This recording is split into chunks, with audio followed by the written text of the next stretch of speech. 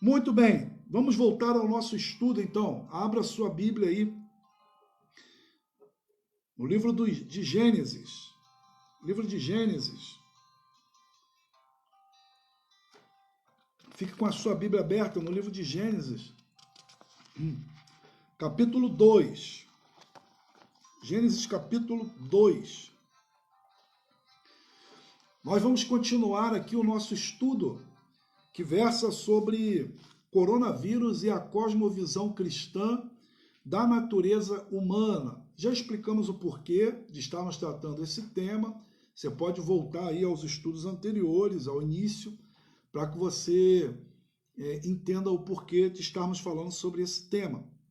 No entanto, também já dissemos que estes estudos podem ser ouvidos de forma individual, de forma separada, porque nós estamos trabalhando tópicos e dentro desse tópico nós procuramos explicar aquilo que é necessário para o entendimento desse tópico, tá ok? Então, nós estamos caminhando dentro de uma cosmovisão cristã que olha para a narrativa bíblica e entende que essa cosmovisão cristã ela é construída da criação, queda, redenção e consumação. Então nós estamos aqui ainda, é onde nós vamos nos deter talvez por mais tempo, falando aqui a respeito da questão da criação.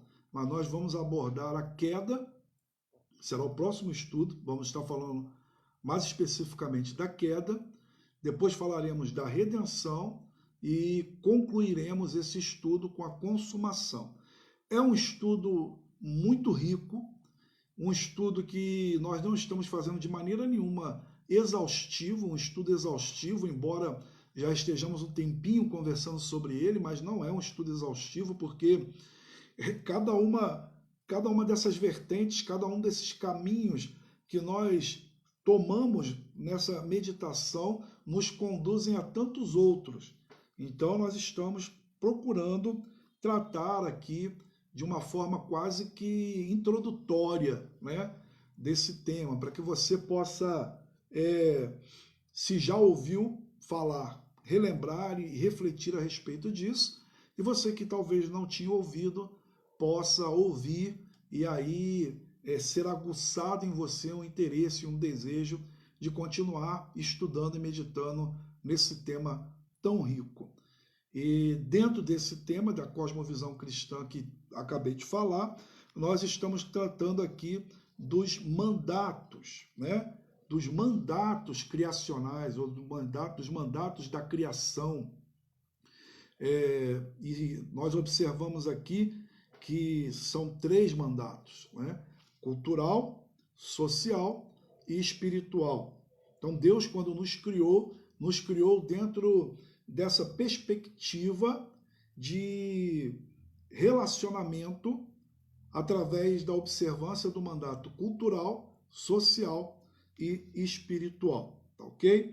Hoje nós vamos aqui concluir essa parte dos mandatos, encerrando o tema mandato espiritual, ok? Muito bem. Nós já vimos que esse terceiro mandato, mandato espiritual, ele está dentro da vontade de Deus de que o ser humano mantenha comunhão com o Criador. E essa comunhão, ela vai focar aqui a resposta do homem diante do Criador. Deus criou todas as coisas, Deus nos colocou neste mundo, mas o Senhor não saiu de cena. O Senhor não nos abandonou. O Senhor não criou todas as coisas e colocou o ser humano ali e disse, pronto, agora você tem comida e água, né?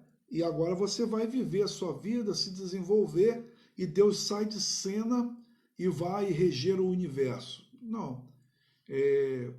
Como sempre lembramos dos nossos símbolos de fé, que Deus nos criou para que tivéssemos um relacionamento com Ele. E o fim principal do homem, né, é realmente estar se relacionando com Deus.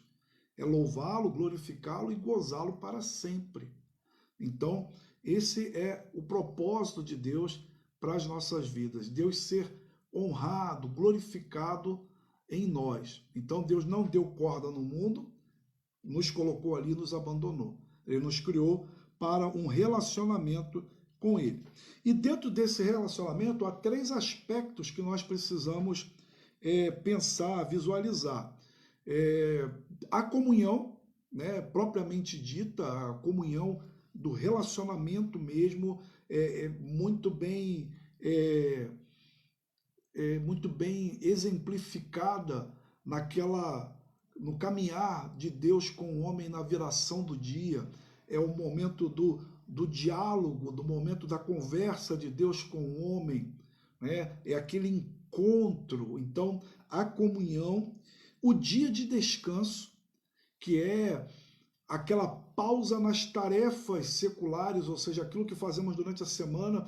Então nós reservamos um tempo do dia, logicamente, para a nossa vida devocional, deve ser assim, mas também o entendimento que Deus estabeleceu um dia de descanso, e esse dia de descanso não significa pura e simplesmente ficar com as pernas para o ar, mas significa dedicar um tempo maior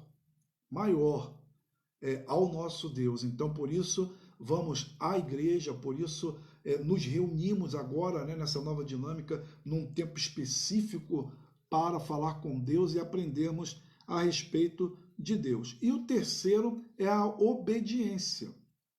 A obediência. O terceiro aspecto desse mandato é a obediência. Então, esse mandato nós vamos concluir hoje observando esse aspecto da obediência ao nosso Deus. E aí nós recorremos, na realidade não recorremos, nós partimos, né, do texto de Gênesis capítulo 2, versículo 16 e 17, que diz assim: E o Senhor Deus lhe deu esta ordem: de toda árvore do jardim comerás livremente, mas da árvore do conhecimento do bem e do mal não comerás, porque no dia em que dela comeres, certamente morrerás. Então, o terceiro aspecto desse relacionamento com Deus, meu irmão e minha irmã, é obediência. Obediência. Então, não é apenas a comunhão nas expressões, né, da oração, da leitura bíblica, não é apenas a comunhão na expressão da guarda de um dia específico, de ir à igreja, de exercer os dons ali no serviço ao Senhor, mas também na obediência. Na obediência. O reverendo Mauro Master comenta assim: Deus colocou diante do homem e da mulher, no estabelecimento do seu serviço, no reino, o privilégio de comer livremente de todas as árvores do jardim e o privilégio de honrá-lo não comendo de uma árvore, a árvore do conhecimento do bem e do mal. Eu acho muito interessante, né, nós observarmos aqui que o Senhor Deus, ele coloca para Adão e para Eva uma abertura, uma amplitude de possibilidades, de experiências, vou botar assim nesse termo, tá?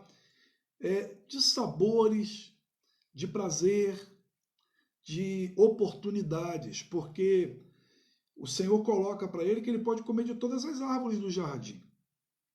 Então, pensando assim hoje na nossa realidade, como se nós estivéssemos aqui fazendo um exercício, né, de trazer aquela realidade para a nossa, né, ou pegar a nossa realidade e aplicar aquela, ele poderia comer a maçã, poderia comer a banana, poderia experimentar da uva, poderia comer o caqui, poderia comer o kiwi, enfim, ele poderia experimentar o sabor de cada uma dessas frutas e tantas outras lá nessa a aplicação da narrativa. Então Deus fala assim: Adão, olha quantas coisas você pode, mas há uma que você não pode. Uma. E Deus coloca isso, irmãos, exatamente com o propósito de estabelecer na relação obediência. Obediência. Quando nós vamos olhar para toda a narrativa bíblica de Gênesis a Apocalipse, nós vamos observar que o propósito aqui é que o homem entenda que Deus, já falamos isso aqui, mas é bom lembrar, que Deus, ele criou todas as coisas, ele é o Senhor, ele é Deus. E ele é digno do nosso amor, da nossa gratidão, da nossa devoção e da nossa obediência. Da nossa obediência. E a vontade de Deus, embora nós não entendamos, né, a vontade de Deus de forma perfeita e plena, ela é sempre boa, perfeita e agradável. Olha só como que o reverendo Mauro continua comentando. Ele diz assim: a consequência de não honrar a Deus nessa matéria seria severa. O vínculo de vida, amor, seria cortado. A comunhão amorosa seria quebrada. O vínculo da vida não iria operar. O homem e a mulher iriam morrer. Contudo, o homem e a mulher eram tudo o que foram projetados para ser. Eles não tinham nada a merecer. Nenhuma recompensa foi dada. Deus não lhe disse: se vocês obedecerem, vocês ganharão. O homem e a mulher eram o que Deus pretendeu que fossem. Eles tinham a habilidade, o privilégio e a oportunidade de ser o que Deus os tinha feito para ser. Ou seja, o homem estava completo. O homem tinha o que precisava. O homem, e nós estamos aqui trabalhando da natureza humana, né? Vamos lembrar sempre, diante do coronavírus, diante de tudo que nós temos visto nessa pandemia, falamos que estamos tratando desse assunto porque observamos certas atitudes e ações nossas como humanidade que a gente fica sem entender muito bem se não buscarmos a narrativa bíblica do princípio e entendermos a nossa natureza. Então, em um primeiro momento, o ser humano ele não necessitava de nada, o ser humano estava ali de forma plena. Observamos isso também nos mandatos que Deus deu ao homem. Que deu ao homem. Então, o reverendo Mauro Master, ele pontua aqui algo também interessante. A narrativa bíblica mostra isso para nós. Deus não está colocando uma condição para serem abençoados. Né? Eles já estavam num relacionamento de bênção. Eles não iriam ganhar algo se fossem obedientes. E aqui é muito interessante porque nós vamos observar que, embora alguns chamem, né, esse contexto aqui do pacto das obras, na realidade a gente observa que a graça de Deus ela continua presente, de Gênesis a Apocalipse. Então ele é também um pacto de graça, ele é um pacto de vida. Então, o ser humano aqui não está numa condição onde ele precisava fazer alguma coisa. Olha, você precisa obedecer para que você seja abençoado. Não era, você precisa não desobedecer, né? Não seja desobediente para que você não perca o que você já tem. Então, é interessante observarmos isso, porque Adão e Eva, na realidade, já estavam num relacionamento de comunhão com Deus, de vida. E após a desobediência, experimentaram a morte, e essa morte veio com a quebra do vínculo com Deus. Né? Nós entendemos que na narrativa bíblica, essa morte espiritual, ela é a separação desse relacionamento com um Deus que é a vida. Então, é fundamental entendermos dentro desse pacto, irmãos, onde é o local da obediência. Onde é que a obediência está aqui? A obediência está na preservação da vida. A obediência está aqui na condição de preservação da vida. Então, alguns vão chamar e preferem chamar esse pacto de vida. E por quê? Porque a resposta é simples, Deus não promete a vida, mas Deus assegura que a morte seria operada se o homem desobedecesse. Então, qual era o pacto? O pacto era pacto de vida. Era uma aliança de vida. Deus nos criou nessa aliança, nesse relacionamento. Então, Adão deveria preservar essa comunhão através da obediência. Mas, como conhecemos a história, nós vamos falar isso no próximo estudo, não na próxima semana, mas no próximo estudo sobre esse tema, que na realidade o homem decidiu deliberadamente não obedecer. Adão e Eva pecaram e a queda entrou na história humana e isso trouxe uma mudança drástica e dramática do que éramos e do que passamos a ser. Esse é o ponto principal do que nós queremos estudar a respeito do coronavírus e a cosmovisão cristã da natureza humana. Nós não podemos perder de vista o que éramos, o que nos tornamos e o que devemos voltar a ser.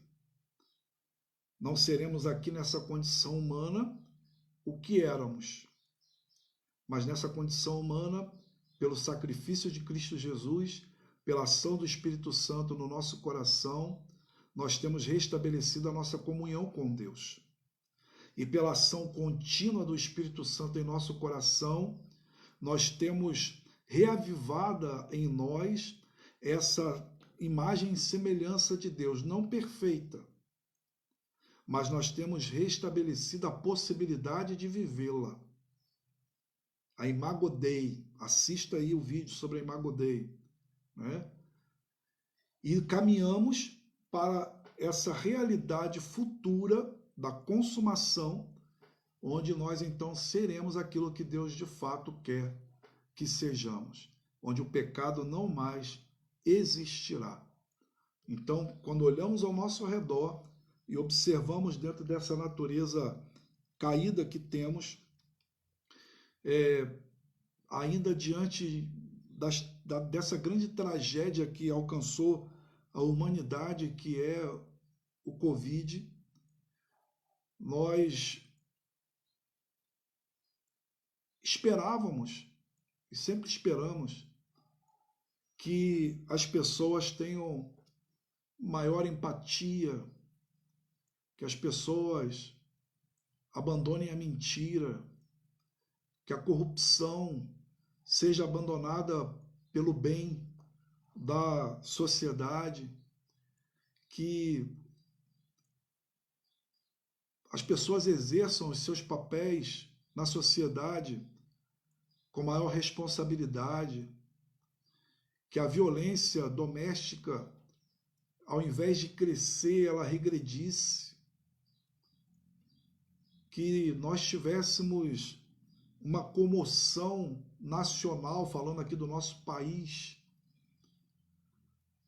de amor pelo próximo, de atitudes de responsabilidade com o meu cuidado e com o cuidado do outro, onde a ganância não viesse como encontrando uma oportunidade nesses dias, mas houvesse uma procura de ter sim o seu lucro que é justo, mas sem pesar sobre a vida daqueles que já estão passando por dificuldades.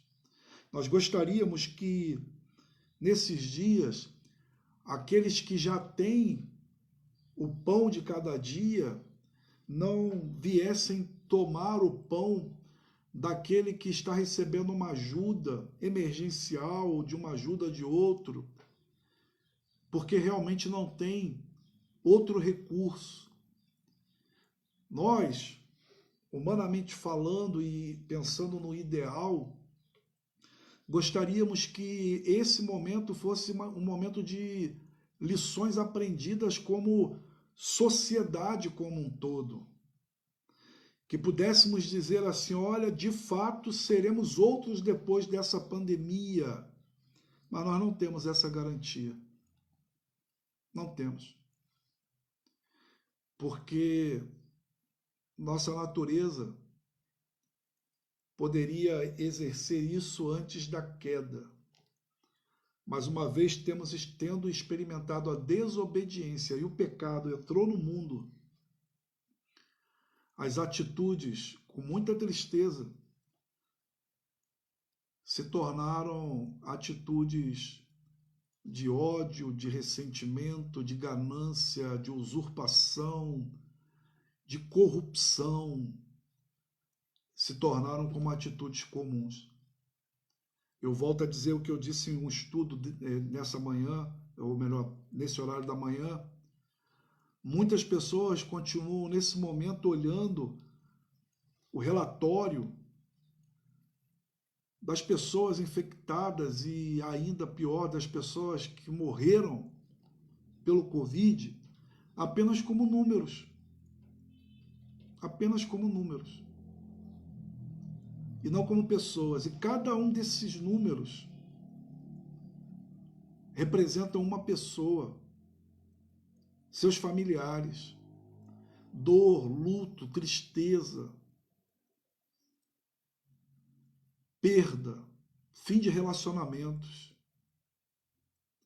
Nós, igreja, deveríamos estar orando mais e mais.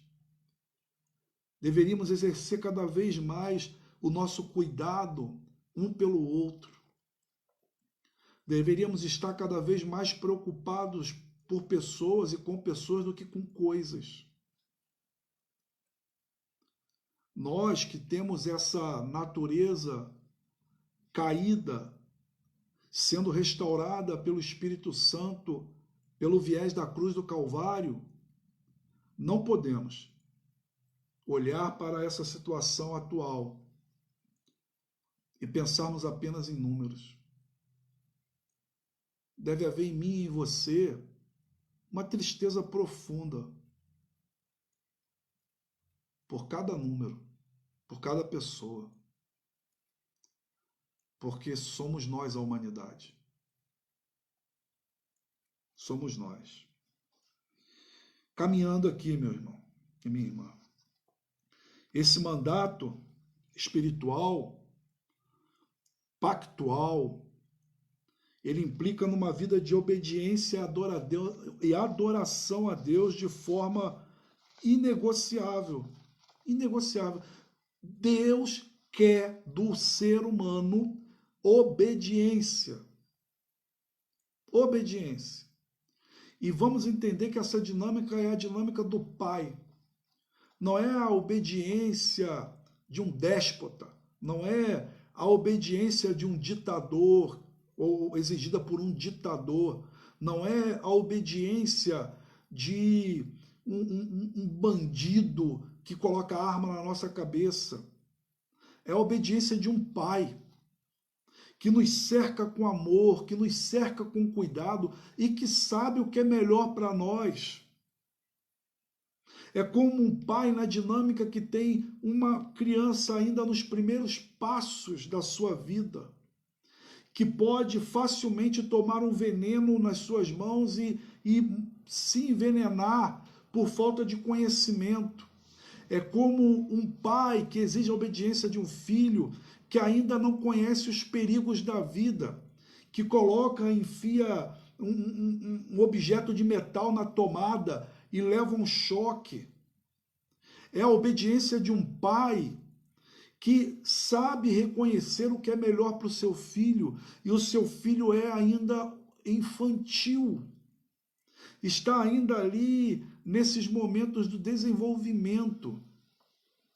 Então a gente precisa entender isso, irmãos. A gente precisa entender isso, porque preciso bater nessa tecla. Relacionamento com Deus é obediência. É obediência. Eu tenho uma enorme dificuldade com isso, você tem, nós temos, porque a nossa natureza é caída. Nós queremos fazer a nossa vontade. Nós queremos seguir o rumo e o caminho do nosso coração. Nós queremos ter autonomia para fazermos as nossas escolhas sem considerar a vontade de Deus, mas esse não é o melhor para nós. Podemos trazer essa imagem aqui desse primeiro pacto, desse primeiro momento da narrativa bíblica, onde nós só temos a perder na desobediência. Embora possa parecer que as coisas que estão ao nosso redor são maravilhosas, fantásticas, as experiências mais maravilhosas da vida. Coisas que o nosso corpo anseia, coisas que a nossa mente constantemente vai dizer para nós isso é bom, mas que Deus, como Pai amoroso, está dizendo para nós que nós devemos obedecê-lo e não nos expormos a esse perigo. O homem foi criado para glorificar a Deus e se deleitar nele. E isso é feito, meu irmão, mediante a obediência irrestrita à palavra de Deus, como em celebração também da nossa liturgia. Então, meu irmão, uma palavra com a qual nós temos muita dificuldade, mas uma palavra com a qual nós precisamos aprender a nos relacionar melhor é a palavra obediência. Obediência. Fé caminha com obediência. Fé sem obediência não é fé. Não é fé. Não é fé dizer que eu creio em Deus, mas eu não confio na sua vontade, na sua lei, e eu não me entrego a ela. Isso não é fé. Fé é se lançar confiante na vontade do Senhor. Observemos como que a fé caminha junto com a obediência. Hebreus capítulo 11, versículo 8 nos diz assim: pela fé, Abraão, quando chamado, obedeceu e dirigiu-se a um lugar que mais tarde recebera como herança. Herança. Hebreus aqui, olha, nos afirma que Abraão, bem como os demais crentes da sua época, na relação ali do que chamamos da galeria dos heróis da fé, obedeceu. Abraão obedeceu. Apresenta-nos aqui uma fé não utilitária, mas uma fé que está fundamentada na vontade de Deus e não na nossa. Não é, já disse semana passada, mas brevemente aqui, não é a fé do querer apenas alcançar os objetivos do nosso coração, de expressar a nossa religião segundo a nossa vontade, mas é a fé que obedece ao Senhor. Hebreus nos fala aqui, olha só, que pela fé ruíram as muralhas de Jericó, subjugaram reinos, obtiveram promessas, fecharam bocas de leões, mulheres receberam pela ressurreição os seus mortos. Essa fé aqui nos ensina, irmãos, que o impossível pode acontecer a qualquer momento, se o Senhor assim desejar. Então existe esse aspecto? Existe. Mas há o outro lado aqui da narrativa. Há esse lado aqui das ações fundamentadas na fé. Observe que Hebreus nos diz que os que creram foram torturados, passaram pela prova de açoites, foram apedrejados, provados, cerrados pelo meio, mortos ao fio de espada, andaram peregrinos. Então essa fé nos prepara para obedecer mesmo diante das consequências da obediência. Ela nos prepara para as bênçãos, para o milagre que Deus pode operar, mas ela nos prepara também para passar pelo vale da sombra da morte.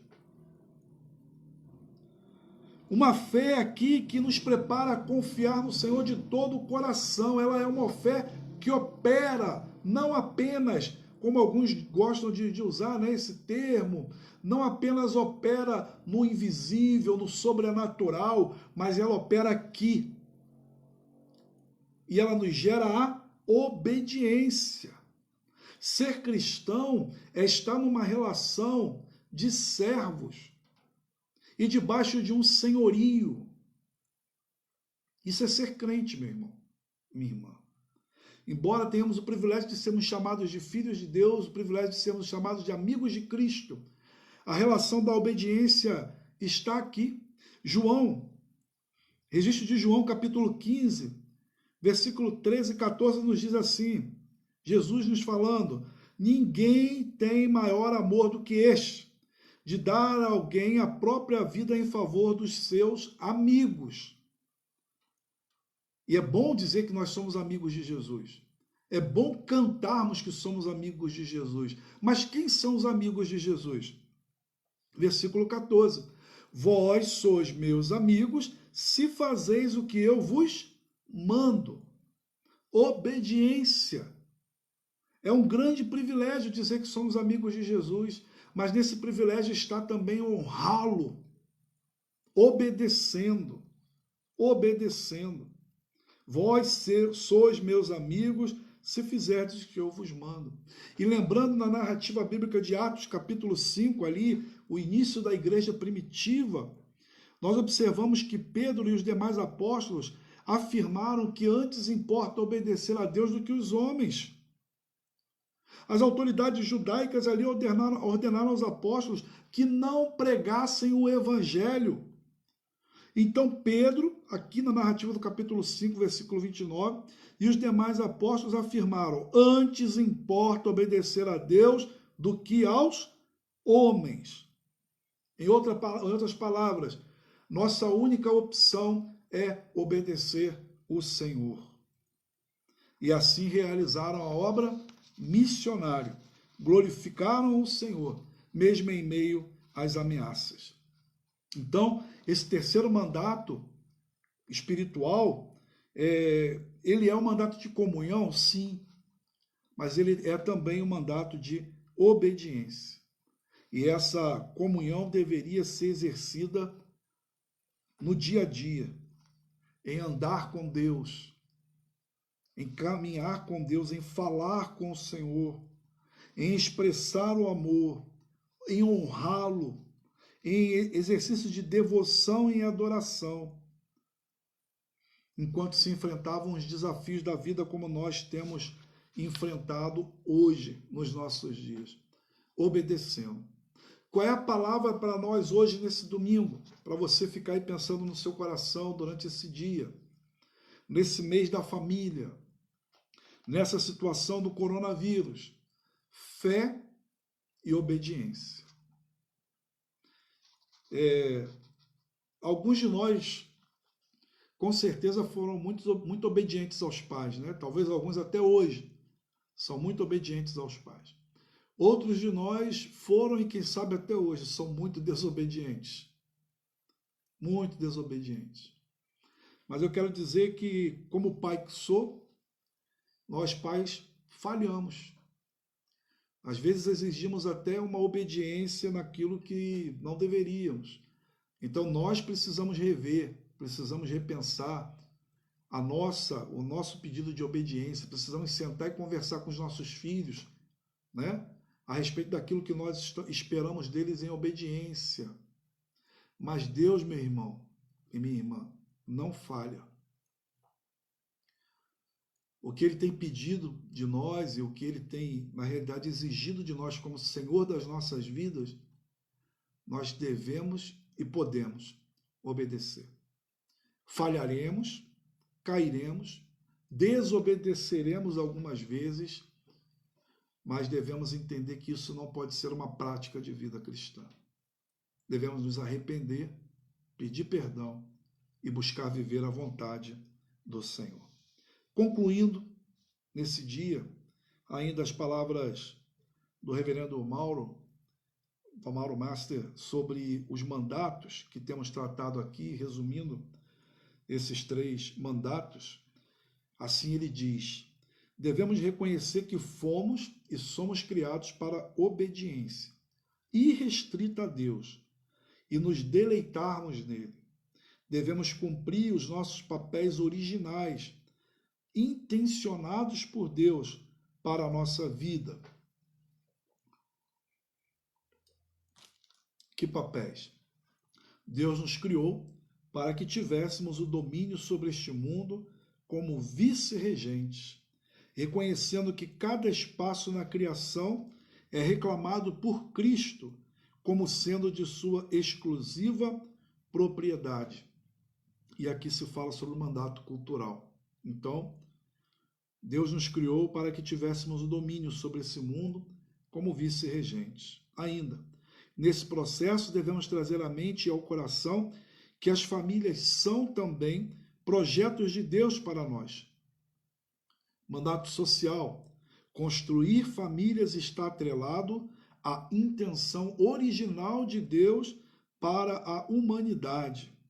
A sociedade necessita de famílias equilibradas e tementes a Deus. O casamento e a procriação de uma descendência santa são alicerces fundamentais para a construção de uma sociedade justa. E tem a ver também com o nosso tema desse mês da família, né? Famílias fortes, igreja forte. E por fim, devemos trazer ao coração que aquilo que confere sentido à existência é eterno e imperecível. Por isso, devemos reservar um tempo para contemplação e adoração ao Deus eterno que tudo criou. O encontro com Yahvé no seu dia é de capital importância para nós. Então, o encontro com Yahvé, o encontro com Yahvé, o encontro com o nosso Deus é de capital importância para nós, pois é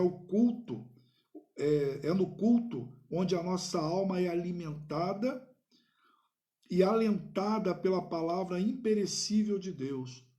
Isso no culto familiar, no culto individual e no culto público. São oportunidades únicas de um deleitoso prazer em Deus. Mandato espiritual. Meu irmão, o Senhor nos criou para ser aquilo que Adão e Eva eram. O pecado entrou no mundo e nós nos tornamos essencialmente pecadores. E o caminho de volta é o caminho do Calvário. O caminho de volta é o caminho da redenção.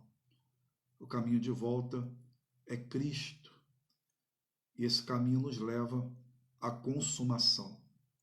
Então, nessa manhã, entenda, é difícil para você como é difícil para mim, como foi difícil para esses que nós chamamos de heróis da fé, como tem sido para todo cristão em toda a face da terra, obedecer.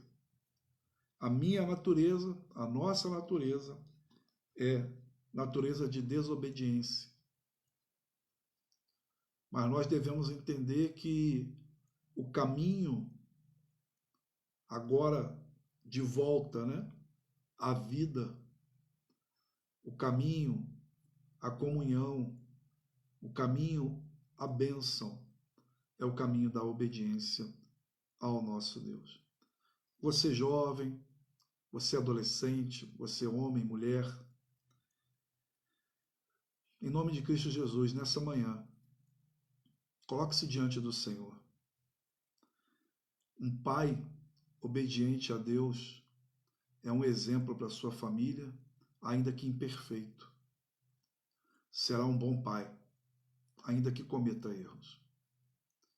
Um filho que obedece primeiro a Deus será um bom filho.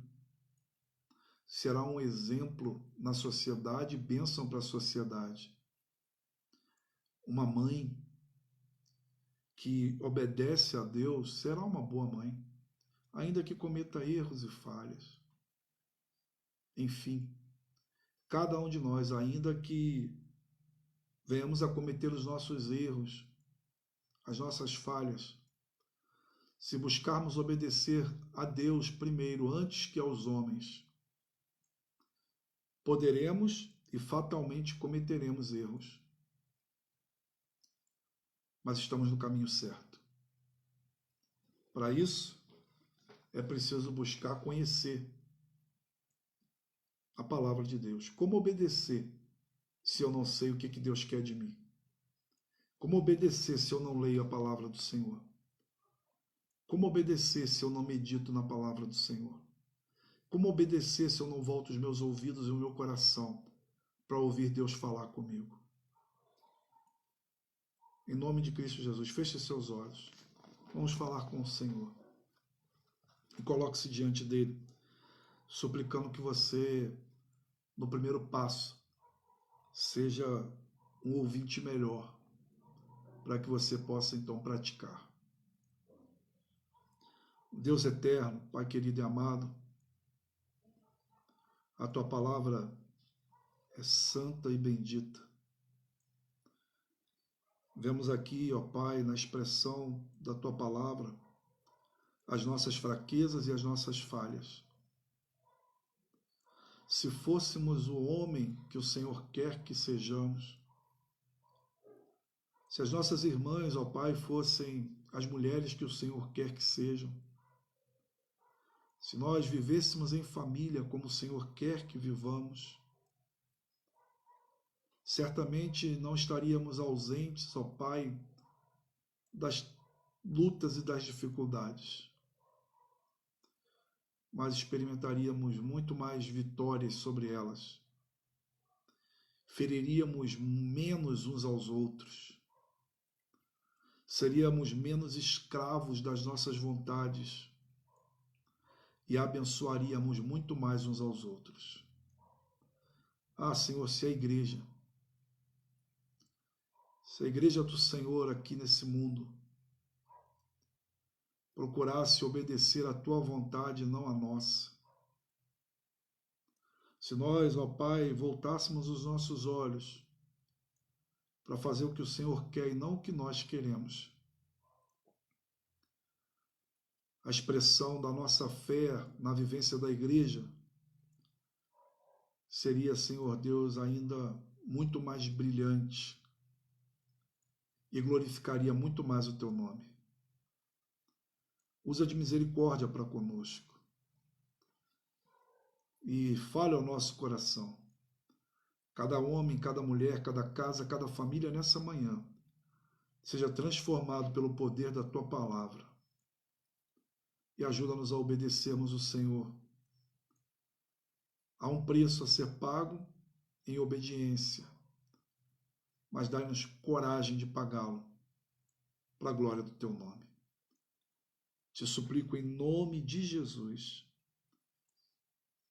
O Senhor nos colocou como meio pelo qual o Senhor nos abençoaria, a mediação do teu Filho, nós estamos nela. E é no nome de Jesus que nós te suplicamos. Dai-nos a graça do teu agir nessa manhã sobre cada família, cada casa, cada homem e mulher. Oramos no nome de Jesus. Amém e amém.